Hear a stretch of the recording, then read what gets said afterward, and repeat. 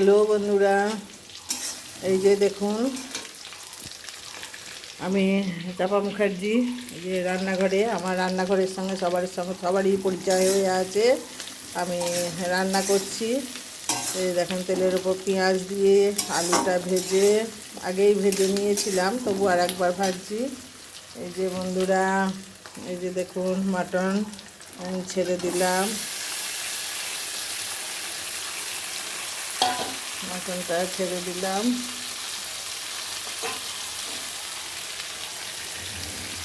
মশলা বাটিটা দিয়ে একটু জল দিলাম।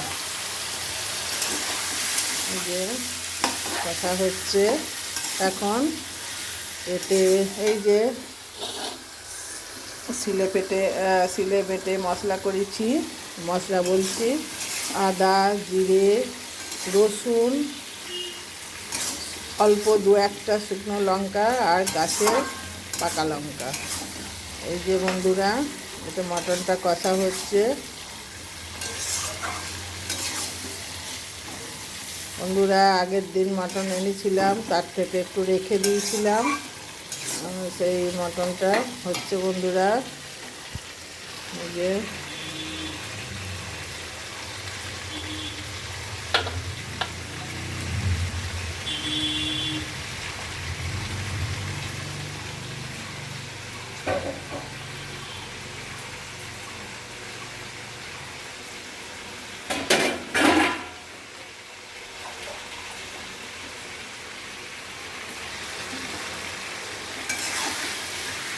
মটন এখন কষা হবে। এখন একটু ঢাকা দিয়ে দিই বন্ধুরা, জল বেরোবে। চলুন আর কি রান্না করেছি একটু দেখাই। আসুন বন্ধুরা, এই দেখেন পাট শাক ভাজা। ভাজা ঠিক নয়, একটু পাট শাকের রসা। এখনকার পাট শাক ভাজা ভাল লাগে না, নতুন তো। এই দেখুন পাট শাক, মিষ্টি কুমড়ো ভাজা, সরু লতি, সজনে সরু লতি ডাঁটা বন্ধুরা নতুন উঠেছে, মিষ্টি কুমড়ো, আলু, বেগুন দিয়ে আর ঝিঙে দিয়ে এই একটা তরকারি করেছি। এই দেখুন। আর বন্ধুরা, আমের সাদা চাটনি। এই দেখুন, আমের চাটনিতে হলুদ ভালো লাগে না, সাদা চাটনি। এই যে এই হলো মোটামুটি রান্না করেছি বন্ধুরা।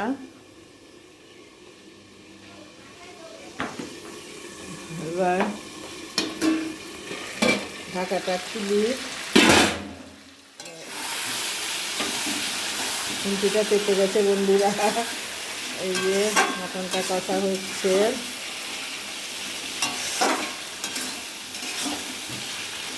মটন ঢাকা দিলে একটু জল বেরিয়ে আসে, তারপর ঢাকাটা খুলে দিলে আবার সেই জলটা শুকিয়ে যায়।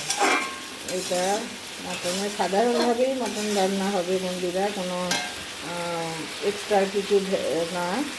এই হচ্ছে আমার রান্না, আমার রান্নাঘরের রান্না বন্ধুরা। আমার রান্না যদি ভালো লাগে, আমার ভিডিও যদি আপনাদের ভালো লাগে, তাহলে সাবস্ক্রাইব করে পাশে থাকবেন আর ফলো বাটনে ফলো করবেন। আর যদি কারো খেতে মন হয় আমার হাতে রান্না, তাহলে চলে আসবেন বন্ধুরা। কাছাকাছি বন্ধুদের বলছি, দূরের বন্ধুরা তো আসতে পারবেন না, সেটা বলা বাহুল্য হবে। তা কাছাকাছি বন্ধুরা যদি মনে করে যে চাপার হাতে রান্না খাবো, তাহলে কাছাকাছি যারা আছেন তারা চলে আসুন। আমরা ভাগযোগ করে খেয়ে আনন্দ পাবো। আর দূরের বন্ধুদের বলছি, তোমরা দেখে স্বাদ মেটাও, এই আর কি। বন্ধুরা, কালারটা কেমন এসেছে বলুন। মাটনের কালারটা হচ্ছে, চিকেনের কালার সাদা হলেও ভালো লাগে, কিন্তু মাটনের কালারটার সঙ্গে টেস্ট জড়িয়ে থাকে বন্ধুরা। আর একটা কথা বলে দিই, আমি কোনো পাউডার লঙ্কা, কাশ্মীরি বা এমনি ঝাল কোনোটাই ব্যবহার করি না। আমি নিজস্ব লঙ্কা ঝাল বাটা মশলাটাই আমি সব সময় খাই, আমি কেনা মশলা খাই না বন্ধুরা। কারণ কেনা মশলার মধ্যে যথেষ্ট পরিমাণ কেমিক্যাল থাকে।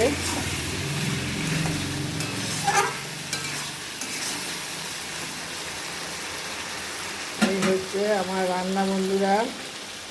পরের স্টেজে এসে আমি মোটামুটি কষা হয়ে আসছে, জল দেওয়ার পর তার দেখানো কিছু নেই। আমি পরের স্টেজে আসছি বন্ধুরা আবার।